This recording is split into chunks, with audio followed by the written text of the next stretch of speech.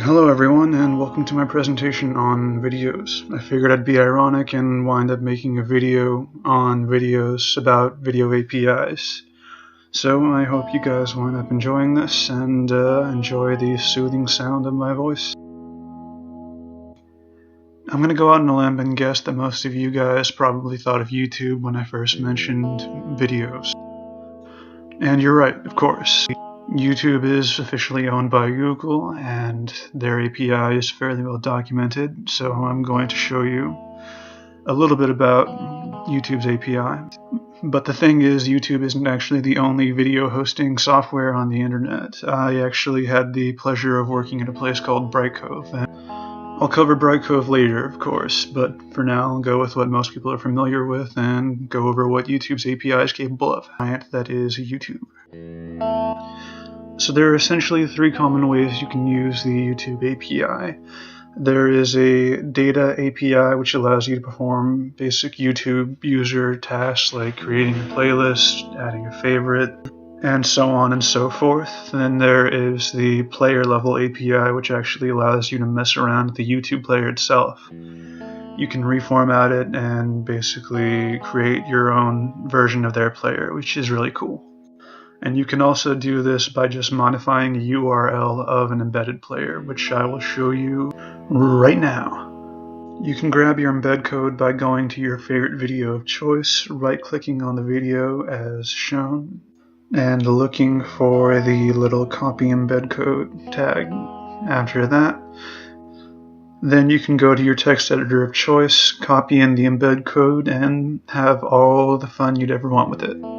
So the embed code is basically just the simple man's way of getting a YouTube video and embedding it on their website, of course. So once you have your embed code, you're basically free to play around with the URL however you want. And that right there would be the URL you get to play around with. And you can directly modify a URL by basically looking at YouTube's API documentation and adding some of these script tags into the URL. What I have here is a video that is going to loop continuously. The controls are hidden from the start so you can't see them, and the video is going to start playing as soon as you load the website. Let's see what it does on upload, alright? So I've embedded the YouTube video into my website, so it ought to start auto-playing. It will not have any video controls, and let's see what happens.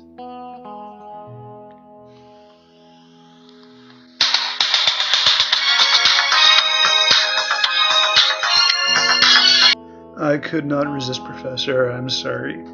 But for now, back to the actual API. So we've already played around with the URL to make the video controls disappear and the video start auto-playing once you've loaded the web page. We can change that back by changing this 0 back to a 1. And that'll basically bring up player controls once it's actually been uploaded to the real website. You can also disable the loop feature and also disable the autoplay feature by changing the 1s back to 0s. And now we will take a look at the YouTube Data API, basically what's handling searches and modifying a user account.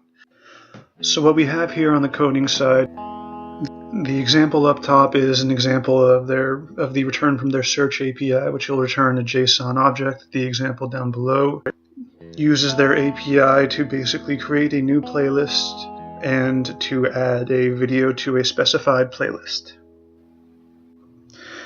Basically, once you execute the search, it will be a fairly standard API thing. It returns a JSON object that is an array of all of the searches that actually match, and it builds a basic JSON array, a header, and an array of all the data of the videos, uploader, upload date, number of search results, stuff like that.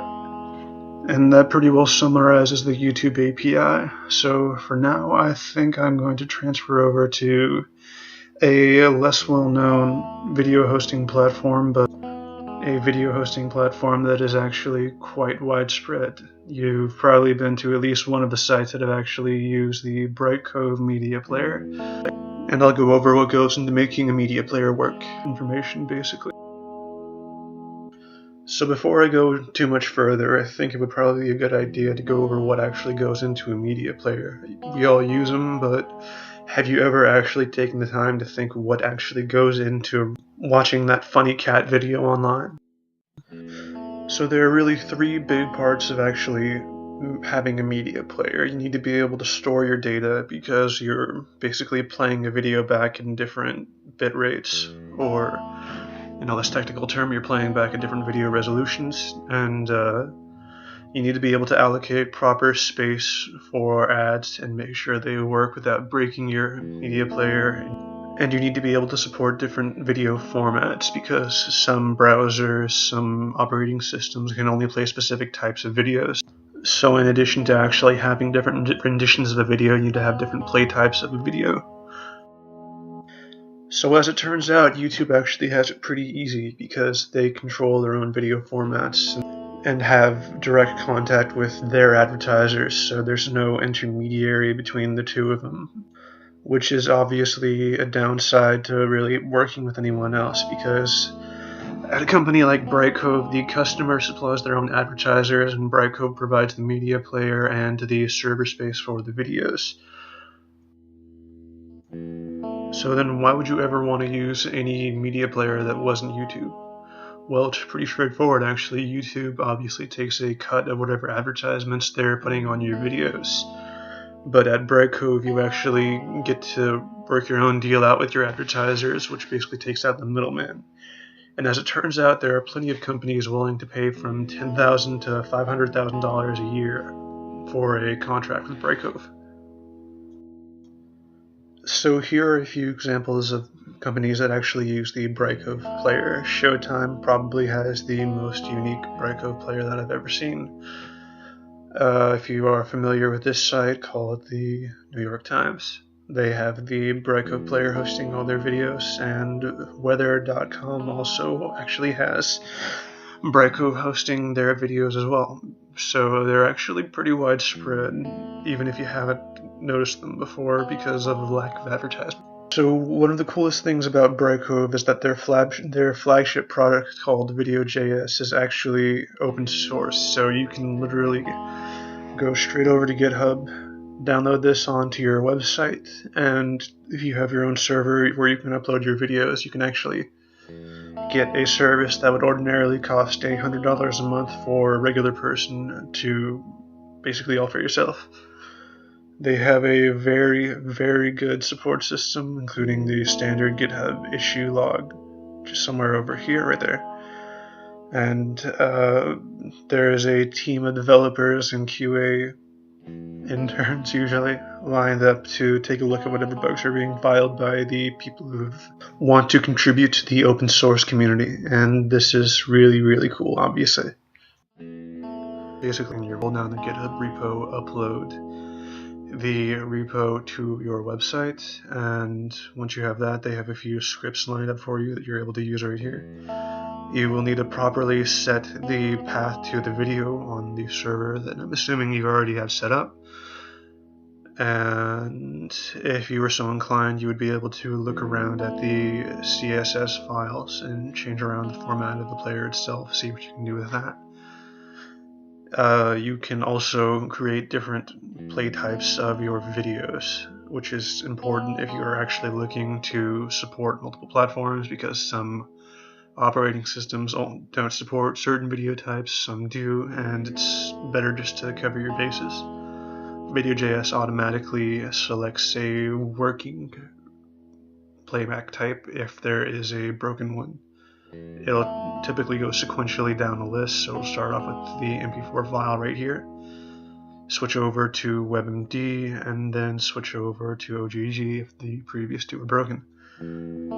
And you also have the basic player setup right here, controlling the height and width of your player.